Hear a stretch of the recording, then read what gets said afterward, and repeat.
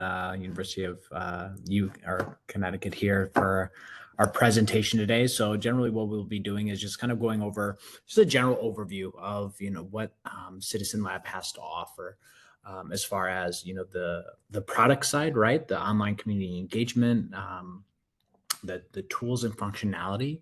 And then my colleague Nina will go into more of the support and services, the support that we offer within the platform, and some of the strategy that's kind of tied behind there. So I will start off with some slides here, and then we'll get into some front end examples as well.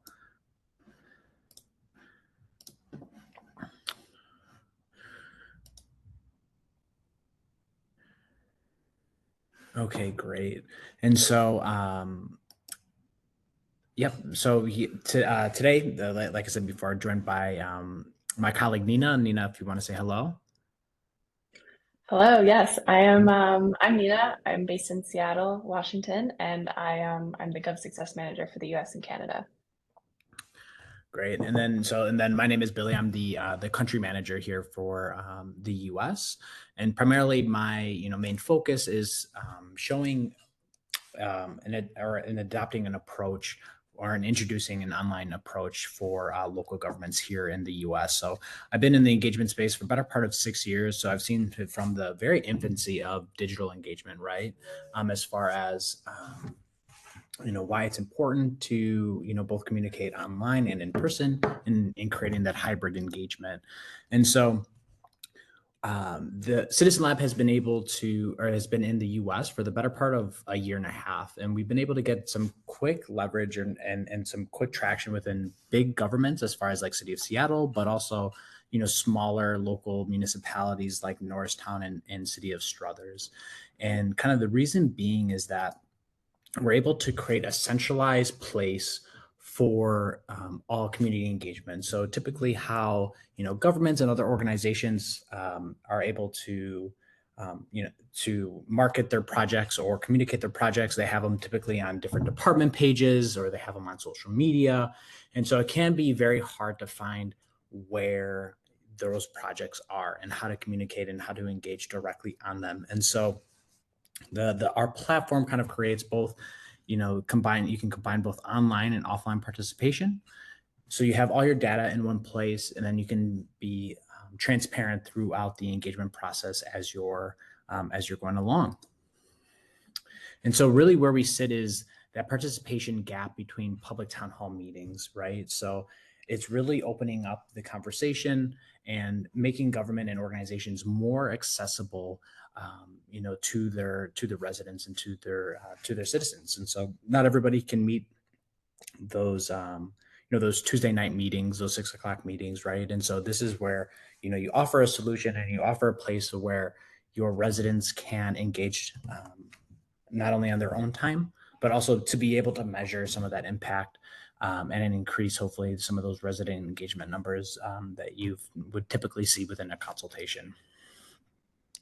So within the platform, we're able to make it more inclusive as far as reaching more people by email, text messaging, and in-person messaging, but also continuous method as well by building local trust, by engaging residents early and often. So within the back end of the platform today, we won't be taking a look at that, but we have what we call project templates. So you can create a project once you're up and trained in about 15 minutes, and then hopefully to being able to be strategic and validate some of those decisions based upon what you're hearing and some of that feedback and engagement that you are participating in. And so this is the array of tools that we have to offer within Citizen Lab. So for those who are familiar with the participation spectrum, similar to the IEP2 model, right? So you have the ability to inform as far as gathering information, outreach capabilities from email and text. So more importantly, communicating, your type of projects. Able to consult as far as quick polling, advanced surveys. We have the involved stage right here as far as being able to have online mapping, option analysis, and then as well as the collaborative portion of ideation, online workshop, which is essentially like a Zoom functionality for your virtual town hall meetings. And then we also, too, at the empower stage, have the participatory budgeting and community proposals, really opening up, where you can ask your residents to propose their favorite ideas, and residents can vote on those certain ideas. And so as you go up this ladder, you increase the level of involvement from your residents. And so this is really customizable as far as what you would like um, to see, or what you would like to, engage as far as, the level of involvement with your residents. So a lot of times too, we see, our government partners, just sticking to the sort of here on the bottom left, the inform and consult stage, right? Being able to get quick wins, quick returns as far as within those survey results, and inform the public. But then also too, as you open up, a lot of times with surveys, I like to say that's something that you do to somebody, not with somebody. So as you move up, the ladder, you really have a collaborative environment, in an online setting. And so within those engagement metrics, you're able to, to get that engagement, but that doesn't really paint the picture of your overall reach within your project.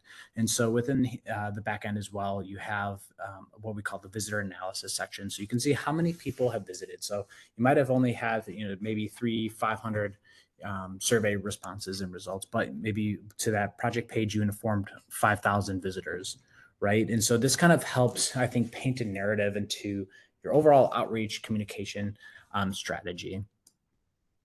And then we also have within our data analysis is the community representation dashboard. So this takes the baseline census data of your community and really creates the makeup of how representative your data is compared to the baseline population.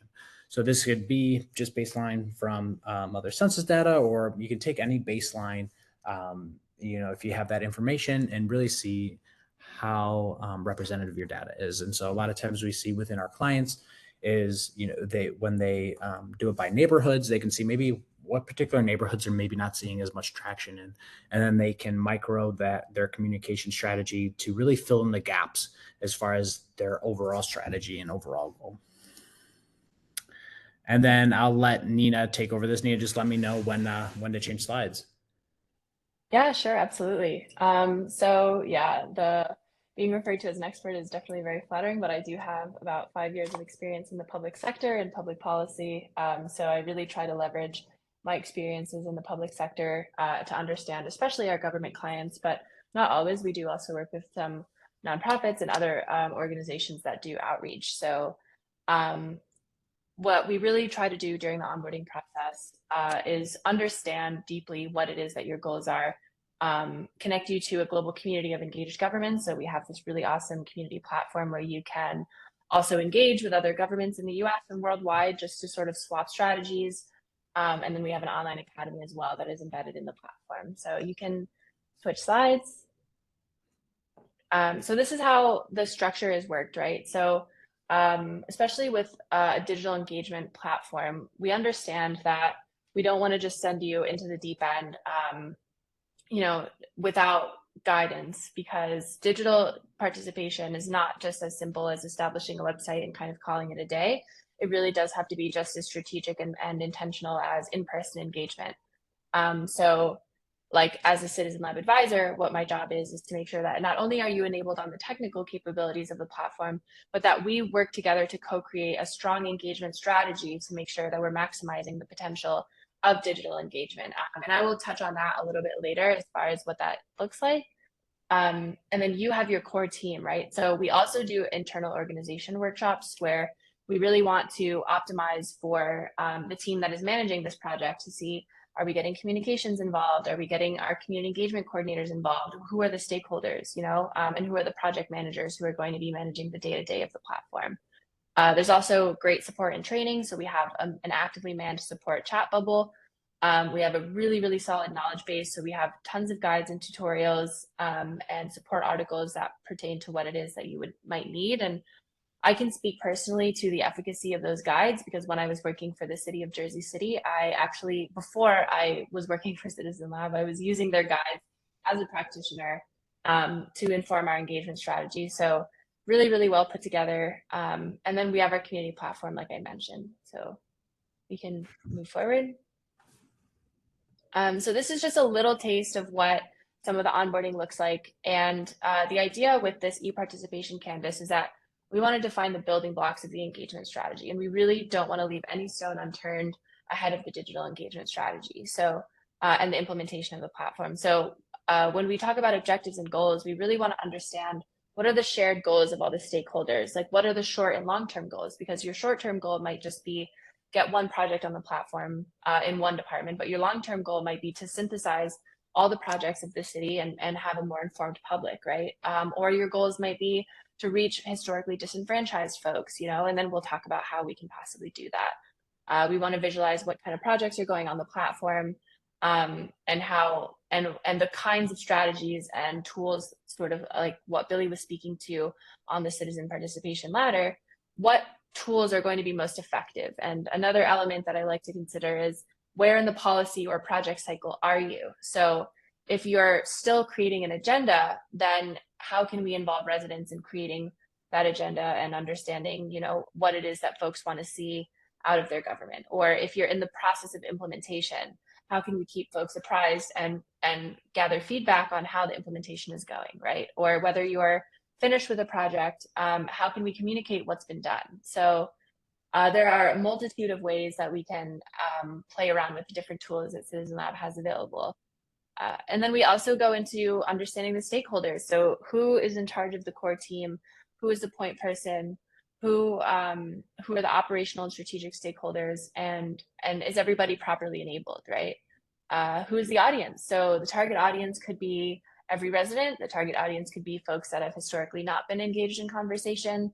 The audience could be particular bit like maybe business owners or residents of a certain neighborhood. So we really want to hone in on who we're speaking to. And then we go over communication as well. So a digital platform, as with any site, is only as powerful as how it's communicated. So we really want to hone in on your communication plan as well. How has community engagement historically been done in the past? How has it been communicated? Which channels are available to us? And how will feedback and follow-up sort of be organized, right? We also want to know what your timelines are, whether there are any in-person or virtual events that can be leveraged to promote the platform. We create success metrics as well, because as Billy was speaking to, the measurable aspect of having a digital space is really powerful, but we also want to be able to measure our own success as implementers of this platform. And then finally, some risks, right? So what are potential internal blockers in the organization, whether that's, you know, waiting for approvals or folks maybe being a bit nervous of how to use the platform. How can we anticipate what may be an internal blocker, and how do we best remediate that? And any potential external factors into account, like neighborhood groups that are particularly active, or external factors with a historically, you know, unengaged public. Those are some examples of potential external factors to take into account. So this is one piece of a very, I would say, measured and thorough approach to onboarding, which I think is very important because, like I said, you don't just want to throw a new website out into the ether and kind of let it go from there. It really has to be a coordinated effort. And then there you go. And then this is sort of what it looks like. So it's about 1 month.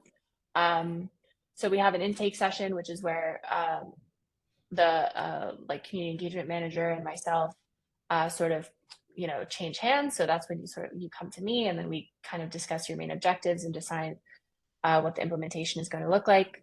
The participation strategy session, which entails the e-participation canvas and other components. We have a design and build session. So that is a more technical session where I show the key features of the platform.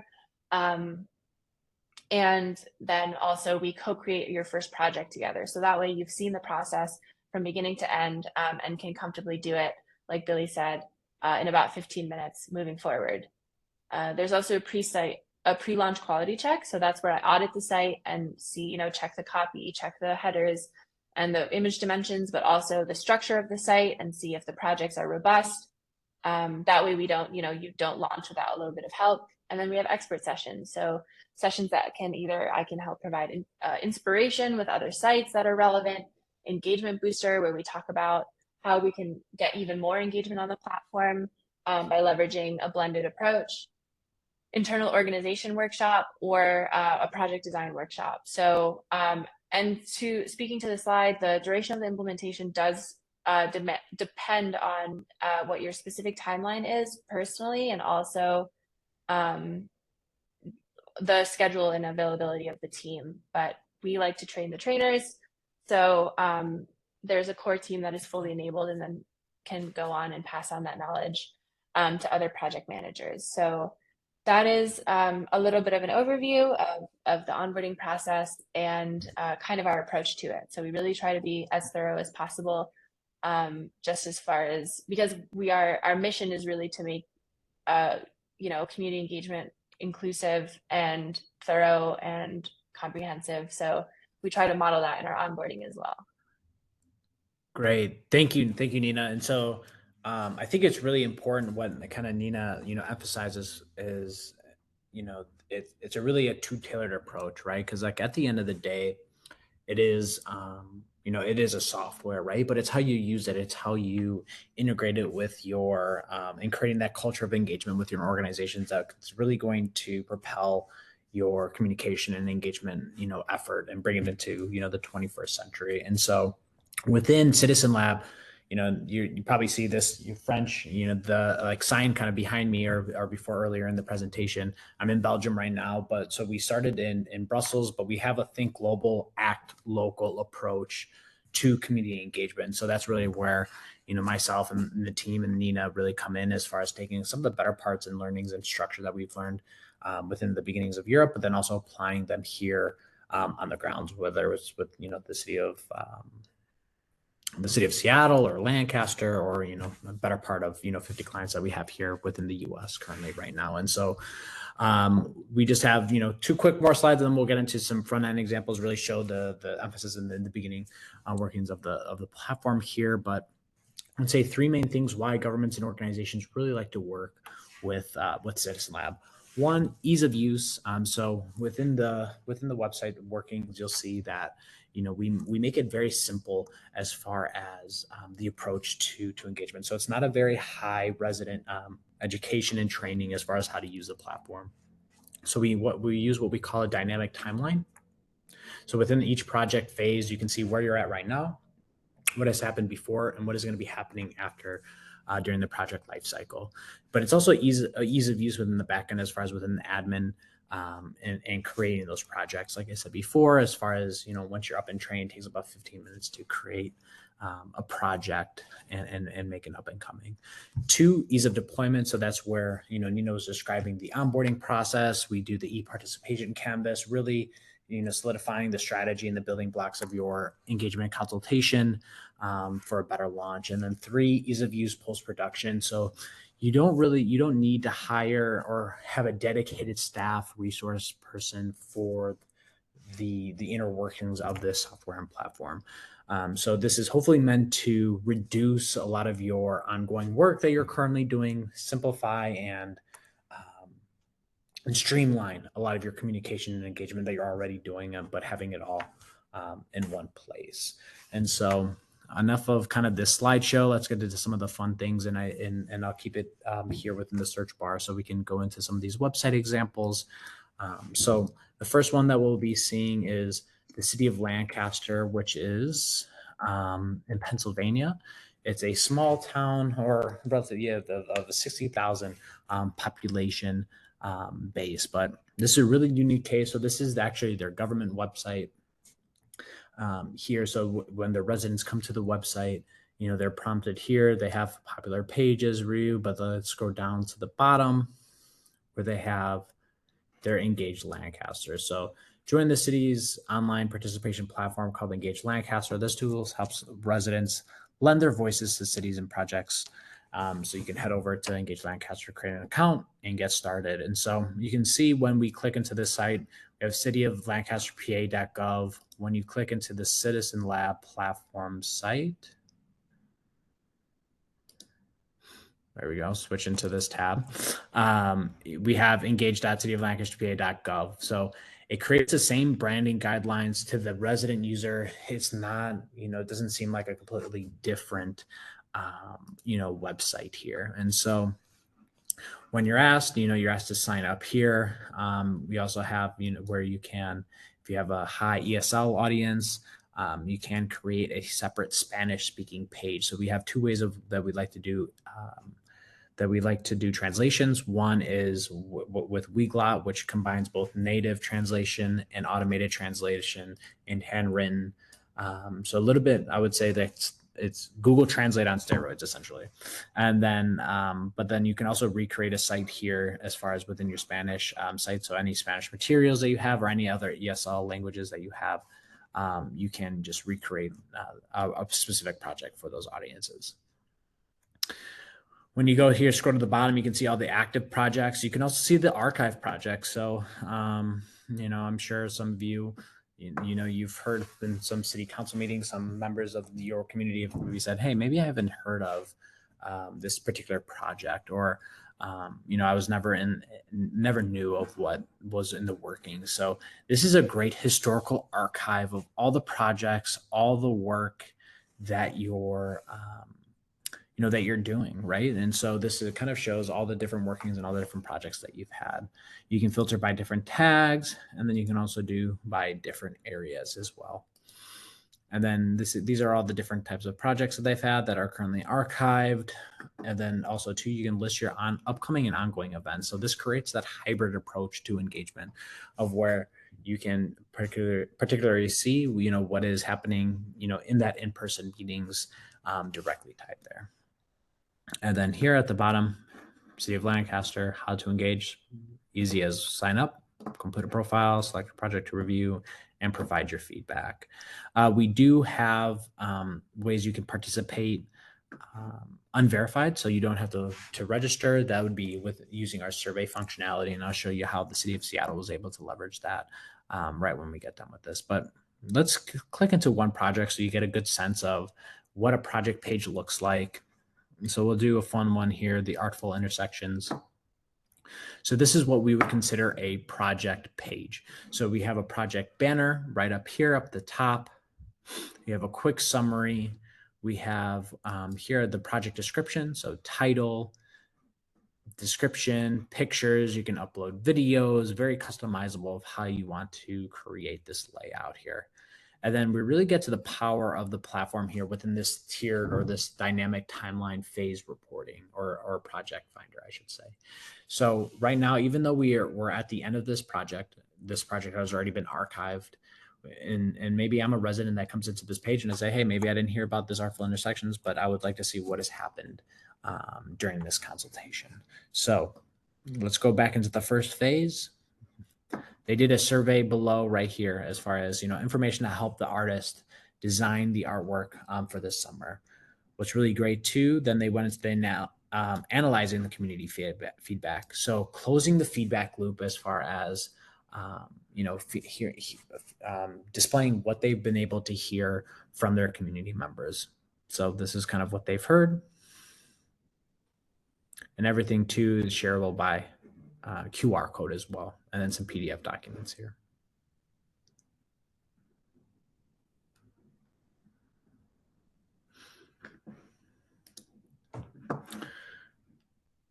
Three, this is what we've heard. Please provide feedback from the artist team for the concept designs below.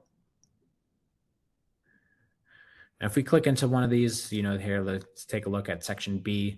So this is a really unique use case. So the city of Lancaster has a high, even though it's a town or a city of 60,000 people, they have a high Spanish speaking population, but also a high Amish speaking population, or not Amish speaking population, but an Amish population. So they do a lot of work within street teams, localized street teams, but then also too within these translations. So that's why you see a lot with both English and Spanish directly here on the site here. What's great here is you can pick different options, and also too leaves some room for community feedback here as well. And so you see some back and forth between some of the residents here. Everything too, every comment is and pin on a map, is shareable by social media or any of these project pages as well.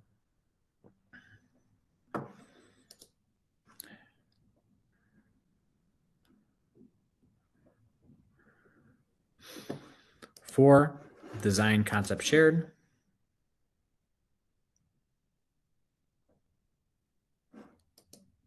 5. Then the installation, where then they, collected some volunteers. So what I really like about this project is that each phase they were able to, they collected some feedback, initial feedback, shared what they've heard, then went into some of the analysis, then option design. Now they're asking the community to help build this project, or to build some of the artwork. But then finally, here at the end, the community feedback. So they launched a survey. Some of the FAQs here at the top. But what I really love about this project is some of the questions that they asked. So this was posted by the Department of Public Works. And if we click into this one, as a driver, is this confusing? And so taking a look at this picture, from 300-foot view up, see a 1, 2, 3, 4, 5 street intersection. Doesn't look like there's any lights. Pretty narrow. It's giving me anxiety just looking at this. I can't imagine what it is, but being there on the street level, but especially there too, is some of the folks here on the call would know, and especially in the East Coast, a lot of narrow streets there. So they ask, as a driver, is this confusing? And so if we scroll down quickly to the back, we'll see, yes, this is confusing. Yeah, very confusing. Too narrow for two cars. Maybe making it a three-way stop sign instead of whatever it is before, two-way. Yes, very confusing. So by all means, it's very confusing from a standpoint. But what's really great within the platform is that you can answer every comment, every pin, any idea, and give an official update. So what this does is that it brings from directly onto the page, letting the community know, hey, they've been heard. This is what has been addressed. So staff members from the Bureau of Police took another look at the intersections, and we're making the following changes effective immediately.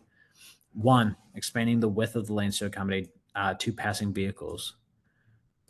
Moving a new stop sign, right? Adding stop sign bars. But then also I'd love to as well is that please remember this is a pilot project. We're continuously monitoring the effectiveness of the intersection with any new changes, and appreciating the patience and cooperation. So they've turned this into, asking some of the questions as far as like the confusion, the dangerous, and and the responses were, were very telling, right? But this gave a chance for them to communicate to the residents that they were able to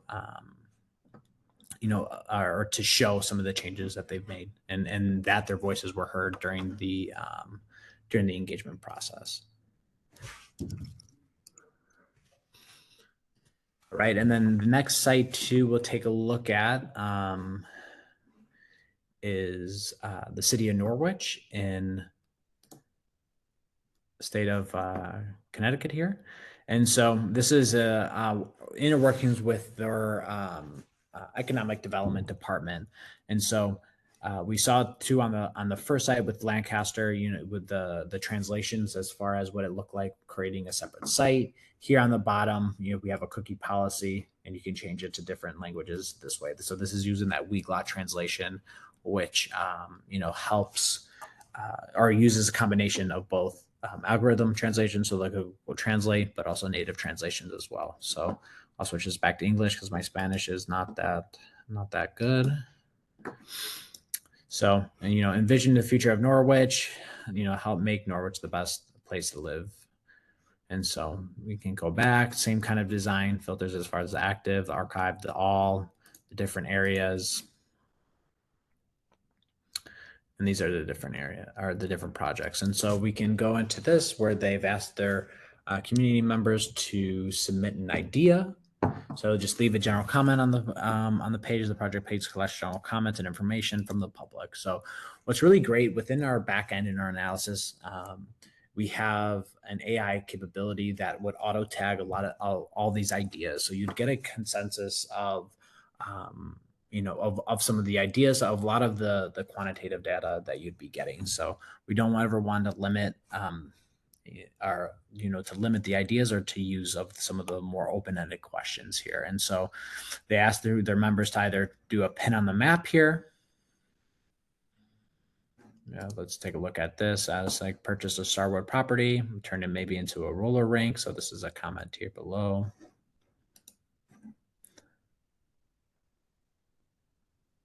This is proposed by a resident here, and also to some comments below. Yes, this would be awesome. So getting more of that community feedback dialogue kind of back and forth from each other.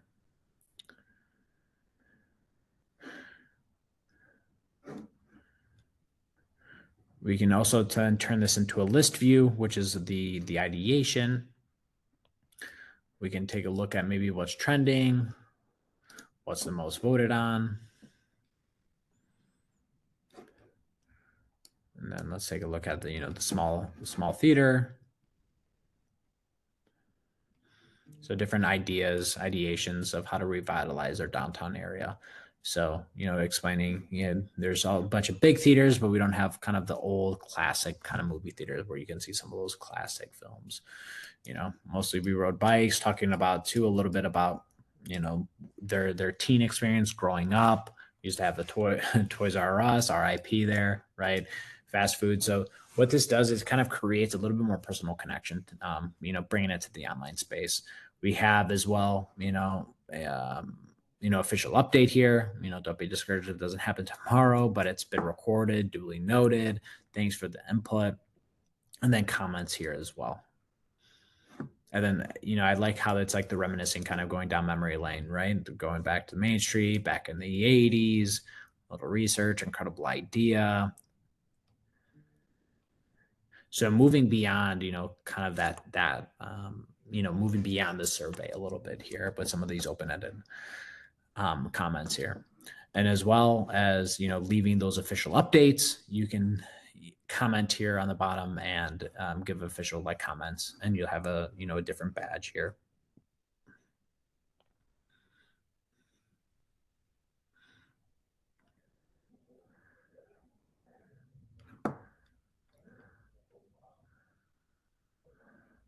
All right, and then I know too we have about 20 minutes left, but we'll probably end a little bit early today. But I'll want to show the city of Seattle and what they've been able to do as far as their project.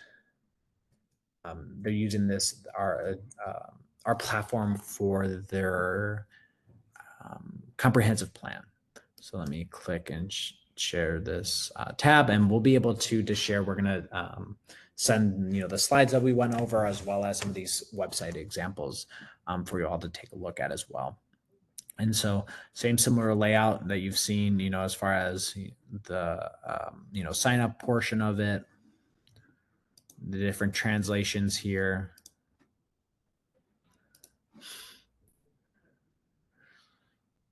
But what I really love is that what they've used for how they've been using our project folder functionality. So this is a great way of creating a hub for the different things that you're seeing. So right now they're using your feedback, what they've heard, and different project spaces as far as the shaping and comment, environmental review, the engagement report, shaping of the plan, survey reports. So all the data kind of in one place, easy to find for the residents. But what they did that I really like about this platform and their strategy is, they first started their engagement process. By using an unverified or anonymous, I would say, survey. So within the phase one, they did a survey report. They partnered with community-based organizations to really help get the word out within their platform and functionality. So one, they did the survey, two, analysis of that, and then three, the report out. And I'll show you an example of what their survey looked like. So here within the survey, we have a native survey, but we also have a type form survey. But it's typical survey, what you would find, from general companies. So yeah, we have the smart logic here where you can choose your different languages. And this is an archived survey. So, but you can do some of these rankings, choosings, open-ended, quantitative, or qualitative analysis here. Choose three as far as within the different housing needs, and the list goes on. And so if we go back to, the report out phase, so from their initial survey that they did, they heard from close to 2,400 individuals for their One Seattle plan. But then they were able to do a key findings report and analysis of their of what they've been able to find. And so they leveraged our data analyst that is on the team to create an encompassing report for their first phase one of the project. And so what they did was they didn't have people register the platform, but they did have some demographic questions baked into their survey. So they were able to ask, the zip code. So created a heat map of the zip codes of the participants within the survey. The relationship to the city. So what I love too, not, just asking, I lived, I worked, I own a business, maybe I previously lived. So getting a good relationship to the city. Race, age, the focus topic. So this was that first question that we saw that didn't have any topics there, but they were able to, what are the most important topics, and they really centered their comprehensive plan all around equity. So they made sure to outline the prioritization of the top three elements: housing, transportation, and climate. Change in this order remain the same across all different categories of race, ethnicity, home ownership, age, and gender. And so if we quickly scroll down to the bottom here, what I really like and what they've asked within their survey and the strategy is, and this could be a little bit skewed, right? As far as if you're asking these certain questions in an online space, they might skew some of this information of how, or the respondents and the questions. But how would you prefer to receive this information? About the comprehensive plan update, website, e-newsletter, but also importantly, what activities would you most likely participate in? Future surveys, interactive online engagement activities. So that's more towards like the going up the participation ladder, right? Including more of those open-ended tools and functionalities. But also too, what I really like, the third is either the in-person meetings and then events in your community. So either way, it's meeting the community members where they are and having holistic and hybrid approach to their engagement and what they're trying to do.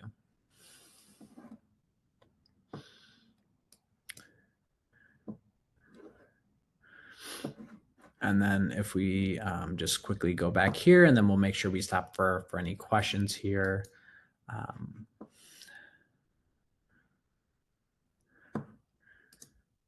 So after they, solidified some of the topics, then they went into the shaping of the plan. That was like of the next stage.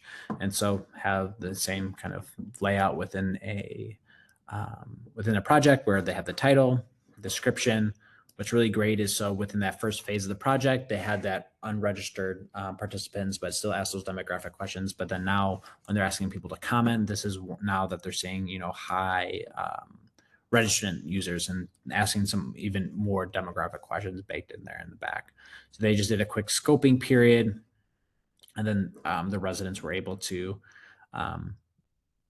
give some feedback here. So we go into the most voted.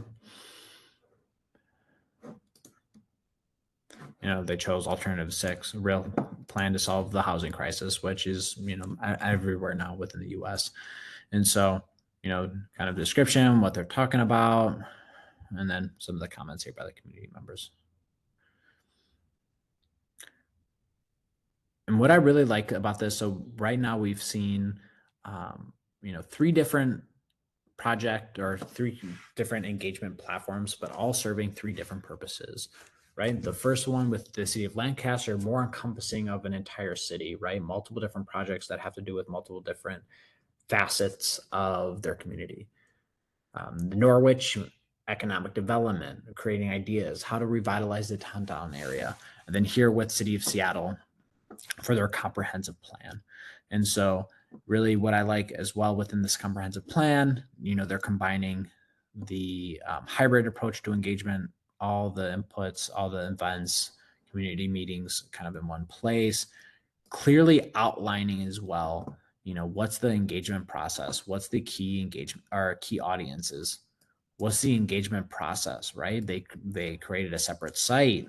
They have partnerships with those CBOs, community liaisons, but then also too going to about the plan, clearly laying out and identify how long this particular project um, is going to be for. And so I will now stop my share just to see if there's any questions here in the chat.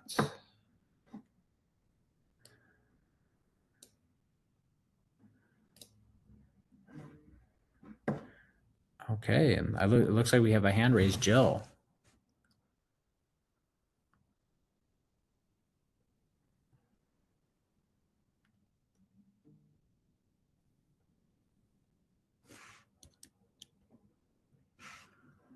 I don't know, Joe, if we can hear you or if you're. Can you hear me now? Yeah. Okay.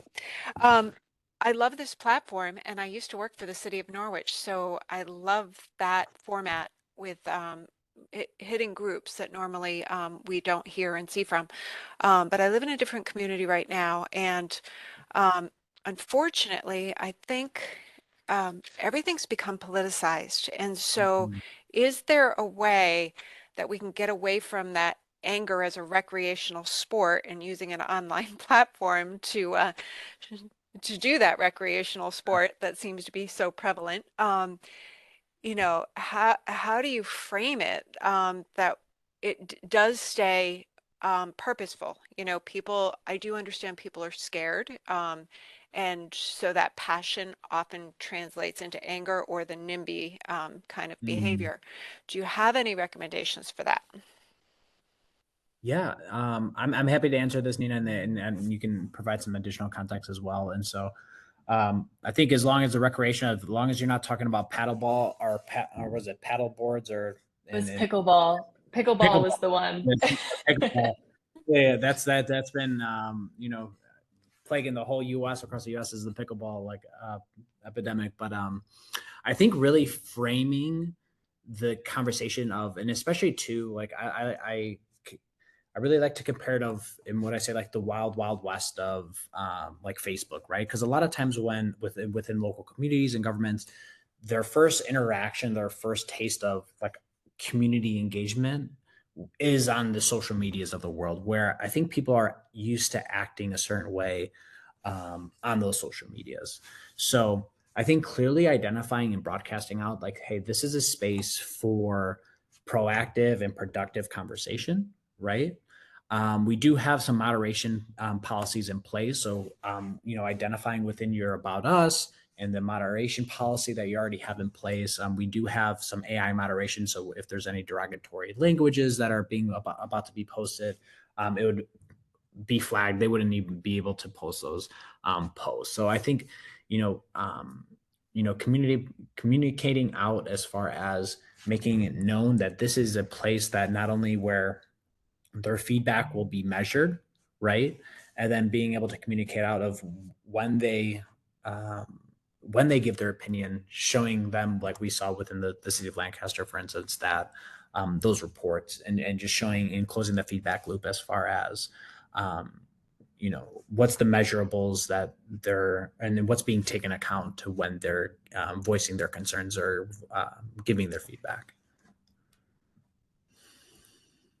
Yeah, no, I completely agree with Billy, and I think that having so anecdotally, just with the communities that I work with day to day, we really haven't had like a huge problem with flooding the site or really really angry interactions. To be completely honest, like anecdotally, I can just speak to the experiences that I've heard from other communities. And I think having a platform that is dedicated to civic engagement is really powerful because you take away the free for all that is social media and you put in pretty clear and transparent guidelines, right? That folks are actually very capable of adhering to.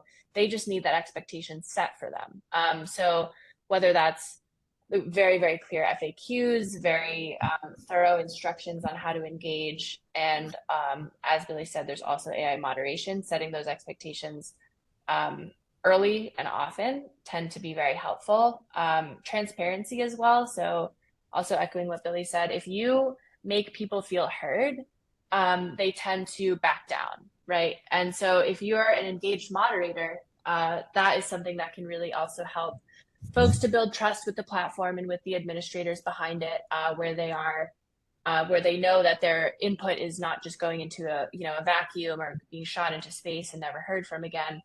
Being proactive as a moderator, as an administrator, and making folks feel heard is also another good way to help build the credibility of the platform, and the trust.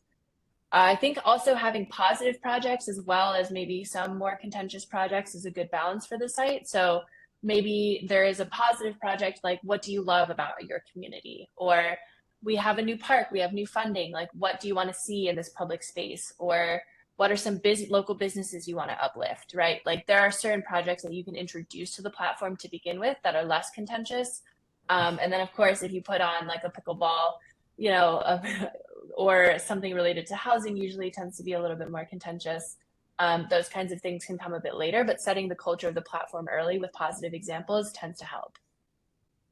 Does that answer your question? Yes, thank you so much. Yeah, I could see the value of this tool, and really just setting those expectations and easing into the topics.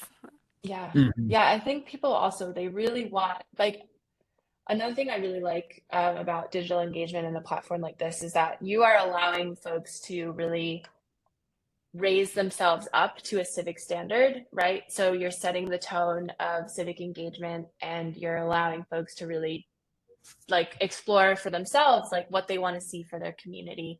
And they tend to rise to that occasion, really, with that context.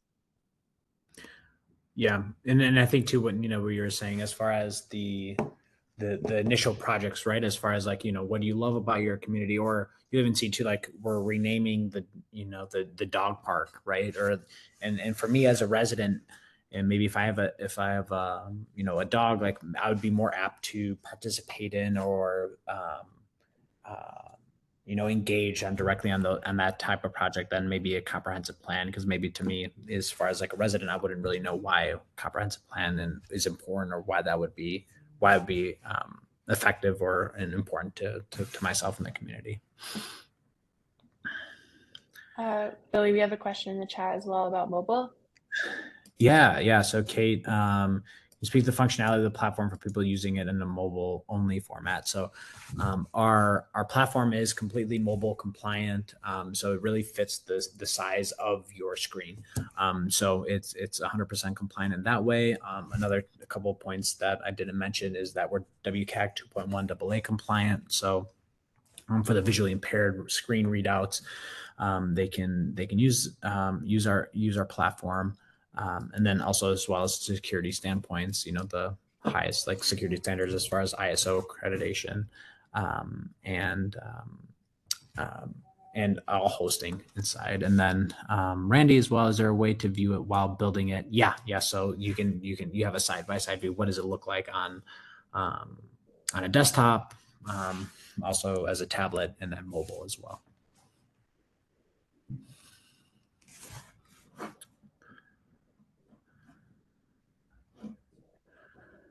Okay, great. And then I know too, we'll be sending over some additional content and information. So the slides that we went over today and some of the website examples, but you can feel free to reach out to myself or Nina, and just want to say that, thank you, Randy, for hosting us today. It's been really wonderful. And please feel free to to reach out if you have any questions, and I can post my LinkedIn so you can directly connect, and you can ask me directly there.